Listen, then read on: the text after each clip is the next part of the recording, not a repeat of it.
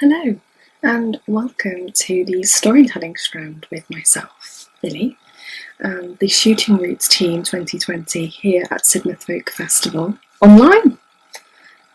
It's a bit new, so I'm here to share some stories with you and hopefully hear some wonderful stories in return.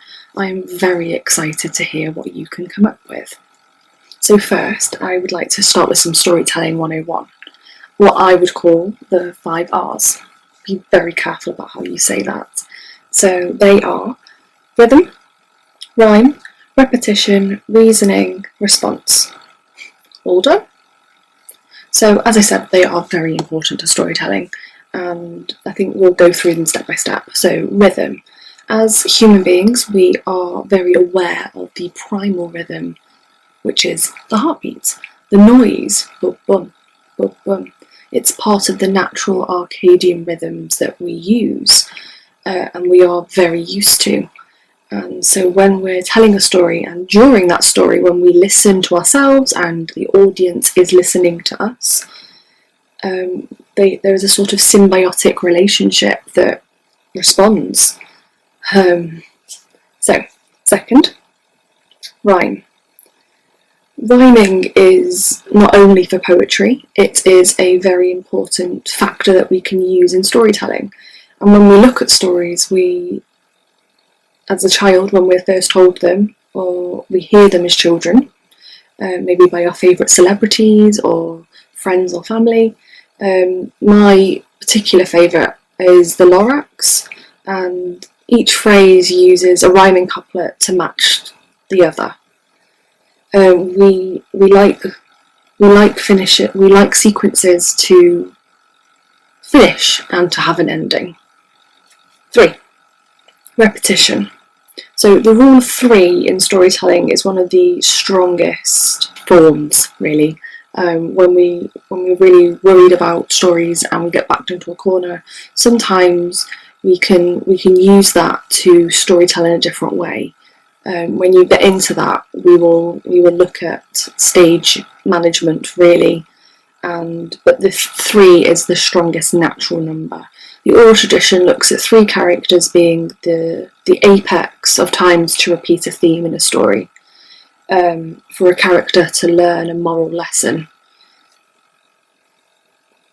Maybe you could think of a couple of examples for me with the rule of 3 being used. It's the smallest number of times in which we can create a sequence in a story. Reasoning. When we start a story with one way of thinking and the teller sets up a world where there are no boundaries to the way we can imagine how these characters will behave, they alone hold that power. They are the gatekeepers. They know how it will end, and it is up to them to curate how it ends and how to help its audience through that tale. Response. Screens and technology are a wonderful invention, but there is nothing like live storytelling or any kind of live gig where the teller feeds from the energy of their audience. We are guided by them. It's a big thing, and it is important as our audience changes with us through our tales. Their murmurs, their reactions to characters are spontaneous and in the moment, and that is fabulous. It's a fabulous thing to behold, isn't it? We adapt, and we adapt to creating and understanding our audiences differently. The screen can no longer act as a barrier, and it's simply a door or a window into each other's storytelling landscapes. So get telling, you won't regret it. Another part of storytelling, there are a number of things that I look for. So your voice, the tone of your voice, what does that sound like? How loud or quiet is it? Are you whispering or are you shouting? The motion, think about what movements would work best. Silence.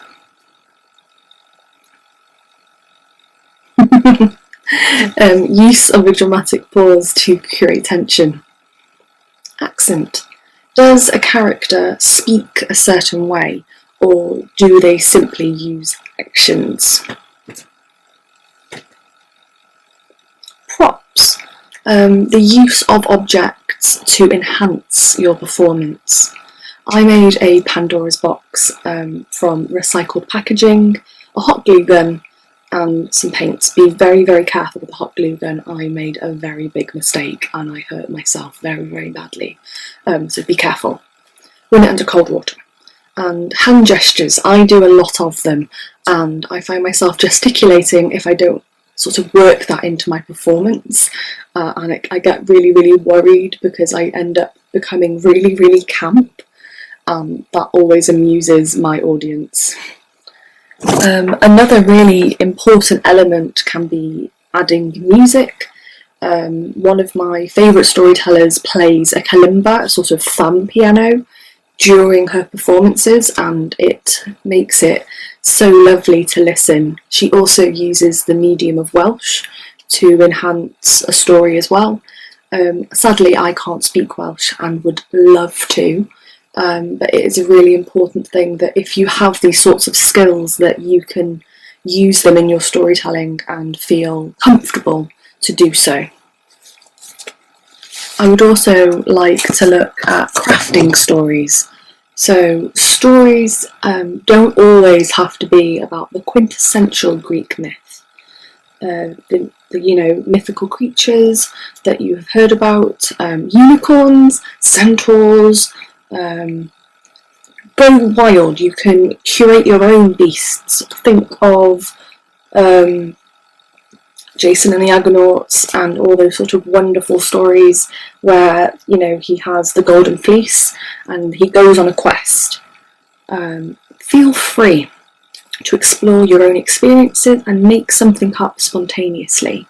I think that is a wonderful thing. I love mini worlds, so when I'm in my garden, sort of looking at a caterpillar on a leaf, and it's a really wonderful thing to think, what's that caterpillar been doing? I mean, has he got a family? Does he live somewhere? I love doing that. I love hearing about spider flowers who crawl on the moon, or pencils that walk through shadows. Use props. Find wizard cloaks. I'm a particular fan of wizard cloaks and hats. I've not got one on now, but I probably will do soon. And make your own storytelling nook, as I have. I love it. It's a need somewhere to sort of curate. We can tease out stories from everyday events. We can make a story out of anything you like. They can uplift you. You can stand in the middle of your garden and tell a story, even on your balcony. Think of anywhere that you want. Now we're easing the lockdown, we are able to go on the beach. Think about your space, think about that you are safe. I want each of you to pick one object. That is your challenge. I want to pick one object, one character and one setting, beginning with the same letter, and I want you to curate a story lasting up to 5 minutes by the end of the festival. And it could even be about your week. I'm also going to give you a further challenge of creating a sound map of your story.